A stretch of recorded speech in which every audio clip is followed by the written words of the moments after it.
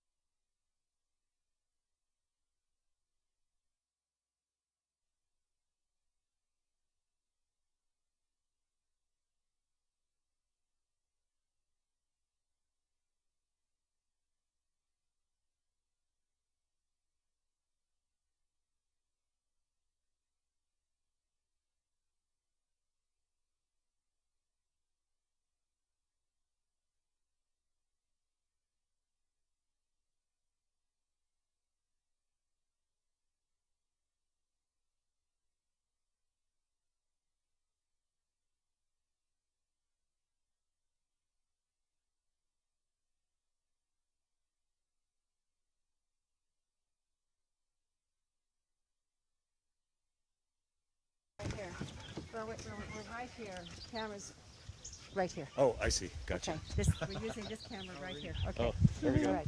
So we want So to. the camera's up there. So Camera's we right wait there, for it. but it's close in on us. Okay. Okay. First of all, everybody knows me. I'm Suzanne, the owner of the ranch, and I am really thrilled to have these people here today because we all have to thank these three people for getting us started in this whole concept. You know, my husband and I are longtime wildlife biologists and worked for natural resource agencies, and somewhere along the line we met Heiko, and Heiko mentioned web cameras, and we just jumped all over it. So with me today is Dr. Eric Green, Dr. Heiko Langer, and Rob Dominich, and I'm going to just ask them to say a few words about Project Osprey and also about your nonprofit, Rob, Raptors of the West. So if just give a little brief overview of the project and how this all got involved. And you've just done an enormous, wonderful thing for Osprey in this whole area, and people are enchanted with it. Well, thanks. I'm going to pass it over to these two folks first because you guys really had Rob, you kind of had the original idea. Well, okay, Rob Dominich with Raptor Research Institute. Yeah, well, we all kind of came to this at the same time. I had an uncle who was in the roofing business, and he had trucks that allowed us to access osprey nests, and so we started to think about, okay, how could we take these trucks and what kind of questions could we ask about osprey? And so that's what really started this. And when was it, like 2006? 2006, it's the 11th season now. That's amazing to us. 10 years. And it's been a great collaborative project, and now with the Dunrovin Ranch and others, and it's spreading throughout western Montana, or at least northwest Montana, and it's just been amazing. Some great publications have come out of it, and tons of educational outreach. Eric has really led the charge on that end of it, to the point where, what are we up to now? Well, so we take a lot of kids out when we do these, and a lot of school groups, and at the end of last summer we had taken about 50,000 people out. Oh my goodness. Yeah, 50,000 people along the Clark Fork River between Butte and Missoula and other places. So education, public education is a major part of this. And let me just say, so Rob is a world expert on raptors and raptor ecology and conservation and migration. And Heiko is one of the world's foremost yeah, you are. So a chemist, an environmental chemist. So he was here. He's now in Saudi Arabia, heading up a big environmental chemistry lab there. So we're really happy to have Heiko, because he's just back from Saudi Arabia just for this event. Well, for a family vacation. But. Yeah, thanks. Well, not just for this event, right? But yeah, I'm thinking back the first 8 nests we approached in 2006. We didn't know what to expect, and I think we saw something completely different from what we wanted to see, right? We were kind of really thought, okay, you know, this is the Clark Fork. There has to be a lot of copper, arsenic, and zinc in those birds. No, there wasn't. There was a lot of mercury in those birds, and it was in totally different locations than we thought there would be. So we learned a lot from that Osprey study. For example, you know, explain how this is done. How you take blood samples and you're able to isolate, because they're only fed fish from the local rivers. That's how you're. That was the idea. That you are what you eat, and all those chicks are eating is basically fish that had been taken from like a couple miles around the nest. So those nests are located like beads on a chain along the Clark Fork or rivers, and if we go and take blood samples from the individual chicks, we basically can find out what we call a kind of a local signature of the contamination status in that river. So, and one of the reasons that we can catch adult ospreys, it's a little bit more challenging, but Rob's good at it.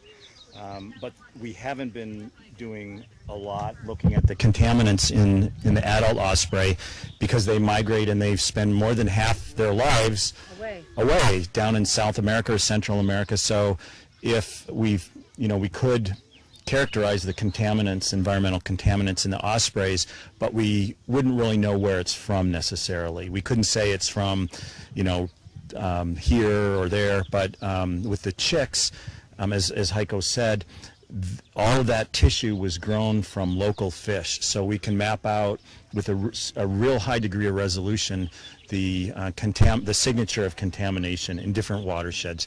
And your ranch right here, you're on the Bitterroot, not the Clark Fork, so a completely different watershed. So we're using information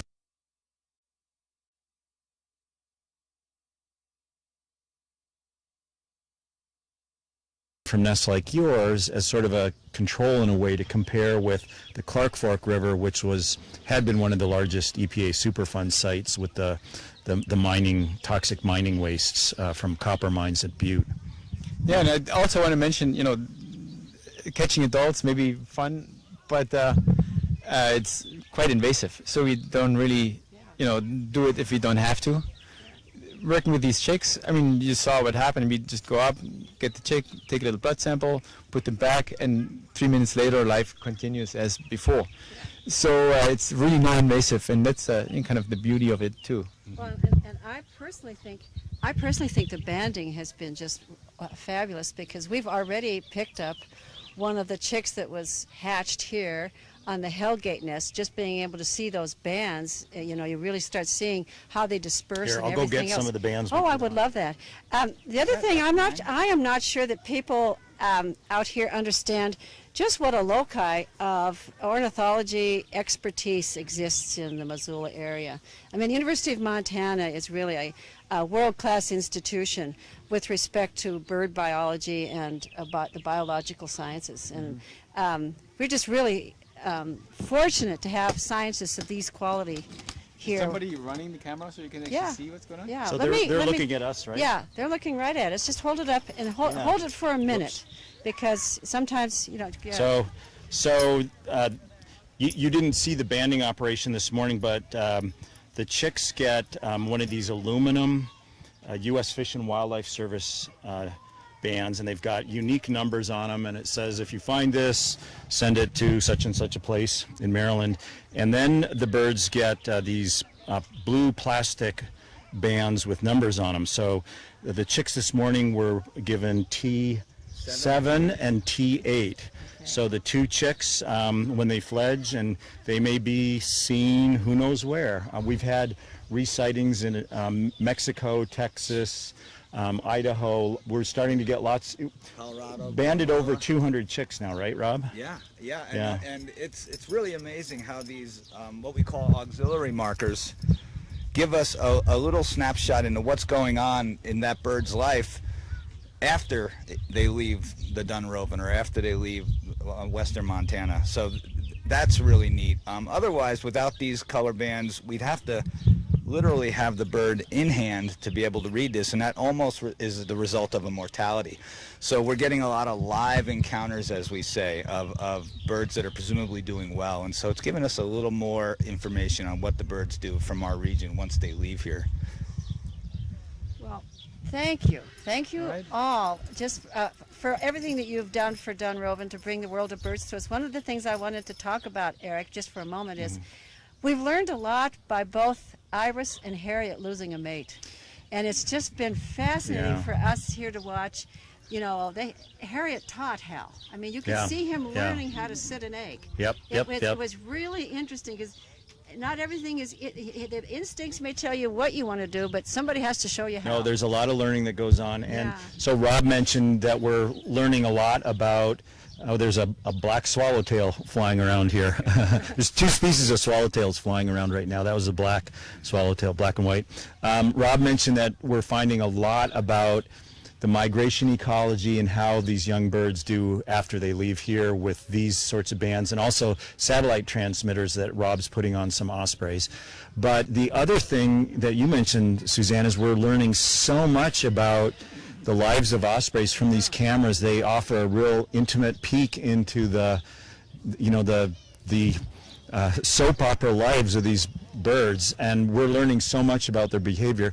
They're said to they mate for life, except you had male die 2 years ago, and Stanley, the male at the Hellgate nest, I think he died over the winter.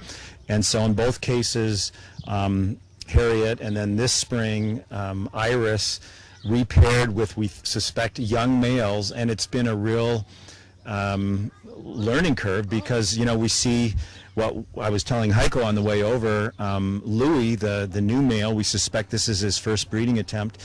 He didn't know how to bring in sticks. He didn't know what to do with eggs. He didn't know how to sit on them. He also didn't know how to mate. No, neither did So he would try to mate. You know, I mean, Yeah, he would try to mate, but he would fall off, and he would like, oh, I totally meant to do that, but and Iris was like, come on, and so she's on one. There's one egg remaining, but it's infertile. It's not going to hatch this year. So. And I suspect that might have been just because Louis didn't know how to mate, but he finally got it down, but it's a little too late for this year. But what it's showing us is the importance for these long-lived birds of these very tight social bonds with a mate and coordinating, getting there about the same time, and they've got a division of labor of, you know, helping build the nest and bringing in fish, and so having a good mate is key. And so we've seen with both these nests, the females lose a mate, and it takes them a couple years to get back in the saddle. And you know, it's interesting, Eric. When we talk about these adults, and Eric brought up a point when they come back at the same time and they have these bonds. We collaborate with a ranch just south of here, the MPG ranch, and we've put satellite telemetry on these adults. And this year, all four came back on the same day, within hours of each other, which was really neat. And they winter all over the place. And they're wintering, yeah. The male and female of a pair don't winter together. They migrate separately, but they can come back within an hour or two. So we'll have our female, let's say, that's wintering along the Gulf Coast of Texas, and another one that's down on, and the male, her mate, is in Baja, Mexico. They both got here on the same day, so that was really neat. And do you want to talk about Rapunzel at all? Yes, she's fascinating. She went all over Alaska, didn't she? Well, so Rapunzel she's a 4-year-old male now, and the chicks, female. She's a 4-year-old female, banded on the MPG ranch, and with a satellite, just a couple miles south of here. And the parents leave, and they don't migrate with their chicks. They don't show them how to migrate or where to go. The chicks have to figure out that on their own, which is rather remarkable. Rapunzel mucked around. She ended up going through Texas and then turning back north in 2012 up into Oklahoma, and she hung out at a commercial catfish pond for a while. We got really worried because we thought she might get shot if she ate too many catfish from a commercial operation, but she ended up down outside of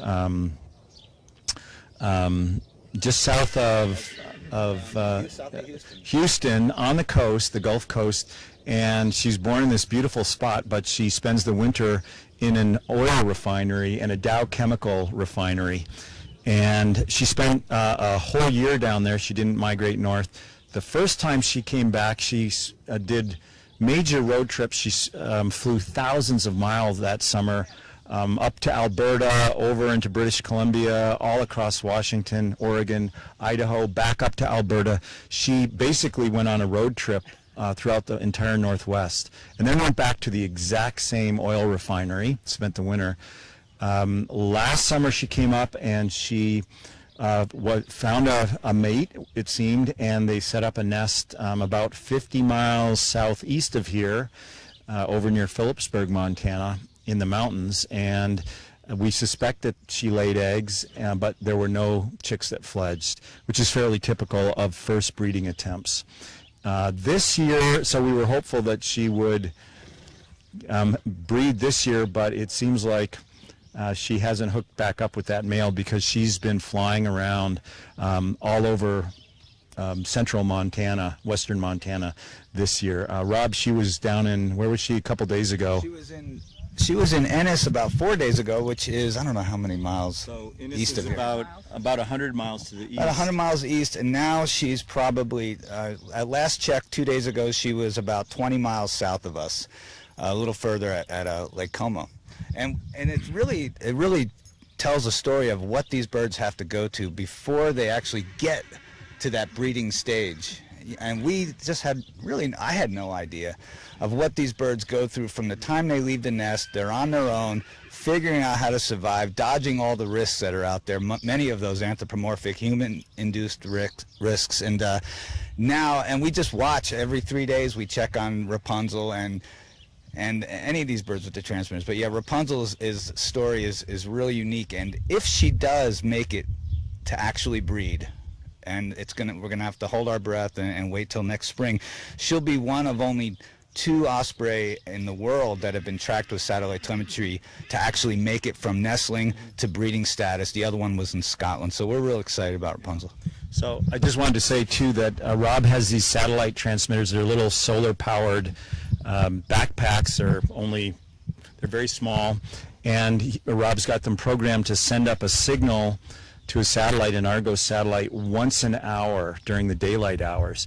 And so we've got phenomenal data about where these birds are spending their time. And It's on your website. You need to tell people how to get some of these maps, because periodically you put up maps of where she's been. We periodically put them on a Facebook page. We're working on an interactive web system. We don't have it up yet, where you can follow the bird nearly as often as we do and get that same kind of information. I think it's a great educational opportunity. And I'll be posting an update on Rapunzel on our Montana Osprey Facebook page later today, and so I'll send you. You know the link. You know the link, but we'll give an update on Rapunzel there as well. But I've got to run to another meeting, so I don't know if you've got. I know. I just want to thank you for your time, and thank you for everything you've done for Osprey. And so we've got a satellite transmitter on Heiko, and we've been able to track his movements, his migration from Saudi Arabia all the way back to Montana. You can do that with email too. Yeah. Thank you and goodbye.